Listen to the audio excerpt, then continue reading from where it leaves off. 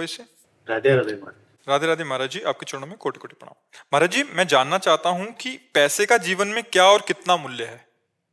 वैसे पहले अगर शास्त्रीय भाषा समझ लो, 4 पुरुषार्थ हैं। पहला है धर्म, फिर है अर्थ, फिर है काम, फिर है मोक्ष। धर्म से कमाए हुए धन का महत्व है कामनाओं की पूर्ति के लिए, लेकिन पहले धर्म है। धर्म से अर्थ कमाए और धर्म पूर्वक चलने वाली कामनाओं की पूर्ति में लगाए तो अर्थ का बहुत बड़ा महत्व है। और अर्थ अपने परिवार का पोषण, अपने शरीर का पोषण, ये दूसरे। और सबसे पहले अर्थ का शोधन धन्य प्रथम गति जाकी।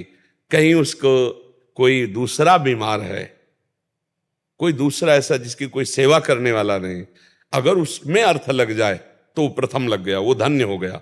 परहित में जो लगा हुआ धन है, हाँ, उससे बड़ा कोई धर्म नहीं होता। परहित से इस धर्म नहीं भाई।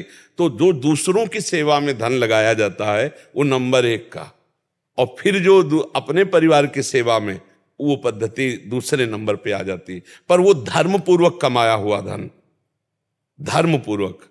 अगर अधर्म शब्द है तो फिर वो धन नाशकारी होगा, क्योंकि अधार्मिक पुरुष की कामनाएं अधार्मिक ही होती हैं और उनमें खर्चा किया हुआ धन दुर्गति को प्रदान करने वाला होता है। पहले धर्म, फिर है अर्थ, फिर है कामना की पूर्ति, काम, और फिर है मोक्ष।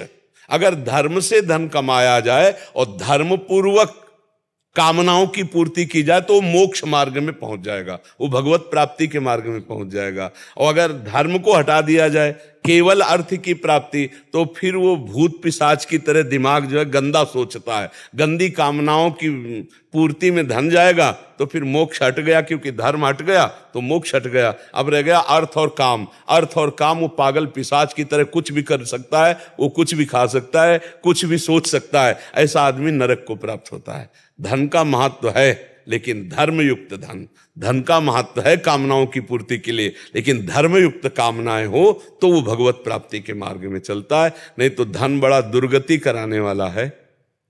जब जिसके पास धन बढ़ जाता है उसके अंदर दोष आने लगते हैं। अहंकार सबसे पहला दोष आ जाता है, और जहां अहंकार आया तो उसके भाई बंधु सब आ जाते हैं। काम, लोभ, क्रोध, मदिरा पीना, जुआ खेलना, बेविचार करना, पैसे के बल से नाना प्रकार के उपद्रव होना, ये सब होना शुरू हो जाता है।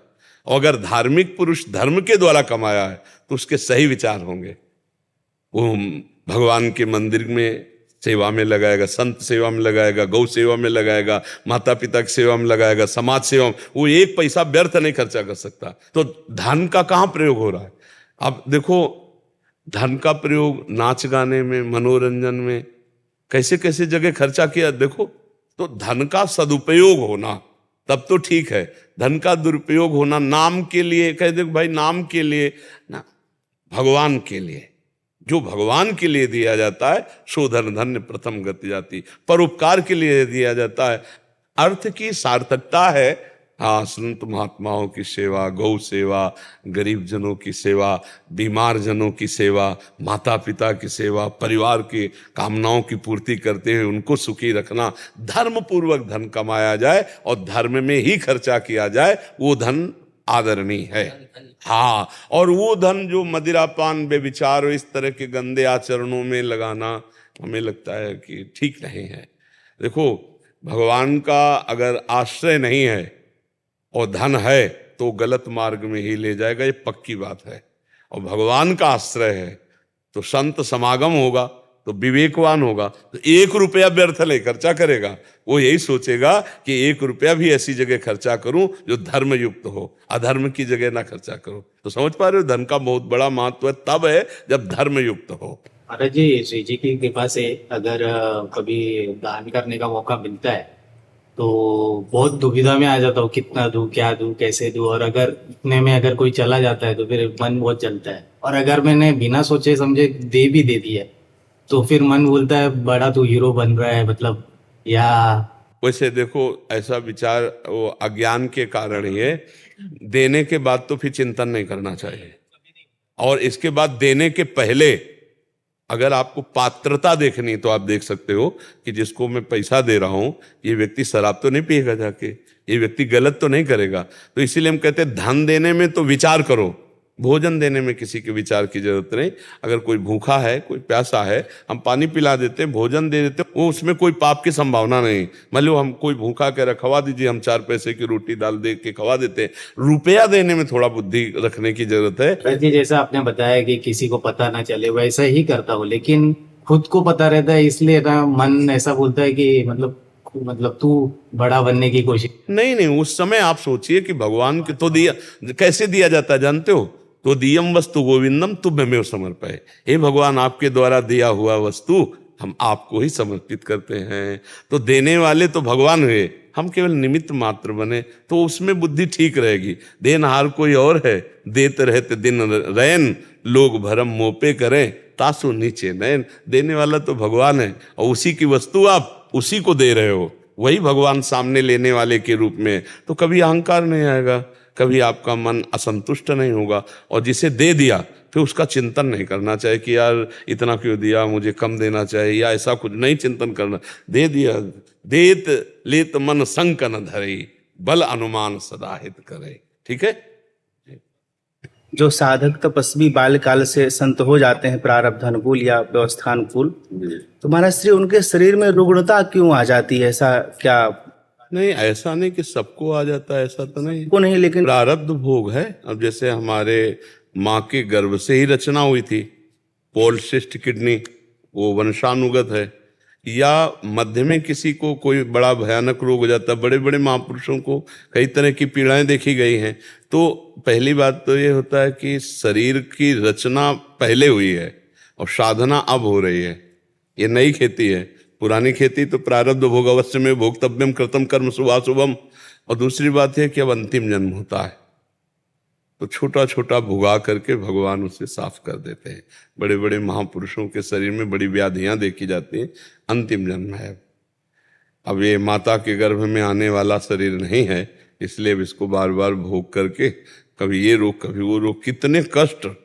और दूसरा ये होता है कि कुछ महापुरुष जन शरणागतों के अपराधों को अपने में लेकर उनको निर्विघ्न साधना में बढ़ने के लिए चांस देते हैं कि आप परमार्थ पे चलो। देह भाव रहित जो हो चुके हैं उनको देह पीड़ा व्याप्ति नहीं, इसलिए बड़े से बड़े रोगों को अपने शरीर में ले लेते हैं। कुछ अपने प्रारब्धों को भोगते हैं और कुछ भगवान अंतिम जन्म होता है इसलिए पूरा निपटारा करवा देते हैं। 3 बातें हमने पाई कि दूसरों के द्वारा जो साधक जन हैं उनके पूर्व के जो अपराध उनको दंड देने आ रहे हैं उनको अपने में ले लिया सीधे, और जानने भी नहीं दिया, और अपने प्रारब्धों को भोग लिया, और फिर भगवान के विधान को, जन्म जन्मांतर के जितने संचित कर्म है वो सब भस्म हो गए, प्रारब्ध को भोगवा दिया, क्रियमाण निष्फल हो गए और वो भगवान को प्राप्त हो गया। इसलिए ये लीला होती। सबके साथ ऐसा नहीं होता है। कई ऐसे महापुरुष जिनको कोई रोग विशेष नहीं है, बाल्यावस्था से भजन कर रहे हैं, बड़ा प्रकाश है, मतलब शरीर स्वस्थ है, ऐसा है। इसका कोई लेना देना नहीं है शरीर स्वस्थ अस्वस्थ का। अच्छा, जब जाना है तभी जाना है, और हमारा चित्त जहाँ लगना चाहिए तो आज से थोड़ी है, वो तो अभ्यास योग युक्ते न चेतसा नान्यगामिना। तो अब चाहे शरीर सड़ जाए तो क्या फर्क पड़ता है। और ऐसा नहीं कि हमारे चिंतन का प्रभाव इस शरीर पर भी पड़ेगा। अगर हम पॉजिटिव चिंतन कर रहे हैं तो शरीर भी प्रसन्न मुद्रा में रहेगा, स्वस्थ जैसा रहेगा। अगर निगेटिव चिंतन हो तो स्वस्थ शरीर भी वो बीमार जैसा रहेगा, है नहीं। तो वैसे हमें लगता है कि अंतिम जन्म होने के कारण विशेषतया बड़े बड़े महापुरुषों को कष्ट भोगने पड़े, क्योंकि उनका अंतिम जन्म होता है। बहुत से ऐसे जनरल साधारण संसारी आदमी होते हैं, कोई खास उनको परेशानियां नहीं होती, वो बड़े बड़े पाप करते हैं, व्यभिचार करते हैं, नाना प्रकार के दुर्व्यसन करते हैं, मांस मदिरा व्यभिचार, वो कोई खास परेशानी नहीं होती, शरीर छूट जाता है। क्यों? उनका चक्र चलना है, पुनरपि जननम पुनरपि मरणम पुनरपि जननी जठरे शयनम, और उनका आखिरी जन्म होता है। इसलिए बहुत बड़ी बड़ी कष्ट की वृत्तियां देखी गई, शरीर में कीड़ा पड़ जाना बहुत देखा हमने संतों में, और बड़े भजनानंदी। तो अंतिम समय है वो उनका, वो अभी संसार चक्र में नहीं आना। कौन कौन से कर्म हुए वो भोगने पड़े। देखो भीष्म जी को 6 महीना बाणों की सैया पे, तो भगवान से कह रहे मैं कई जन्म देख रहा हूँ, ऐसा कोई पाप नहीं। तो बोले और 100 के आगे बढ़ो। तब देखो तो एक सांप को ऐसे धनुष के नोक से उठा के कांटे वाले पेड़ में डाल दिया था, तो वही 6 महीने के बाणों की सैया पर शयन का, तो बड़ा बड़ा हिसाब है भगवान का, इसीलिए भोगना पड़ता है। क्योंकि दास के जीवन में भी महाराज जी बहुमूत्र की शिकायत, सेंसेशन हमेशा बना रहता है। अब इलाज बहुत कराए लेकिन उसका कोई रिजल्ट नहीं आता है, तो तकलीफ होती यही रिजल्ट है। शरणागत, हे निकल चलो, शरीर से अपने आप को निकाल लो। अगर शरीर में इसको अपने आप को फंसाए रखे तो घाटे घाटा है, आप समझो। बड़ी कृपा है जो और चिंतन करने का अवसर नहीं दे रहे। रोग होने का, असाध्य रोग होने का मतलब समझते हो, बहुत बढ़िया गार्ड होना जो हर समय हमें अलर्ट रखता है। कभी भी हर समय एक गार्ड हमारे पास है, ए सावधान, मरना है तुम्हें, राधा राधा राधा राधा राधा राधा। तो यही तो हमें चाहिए था।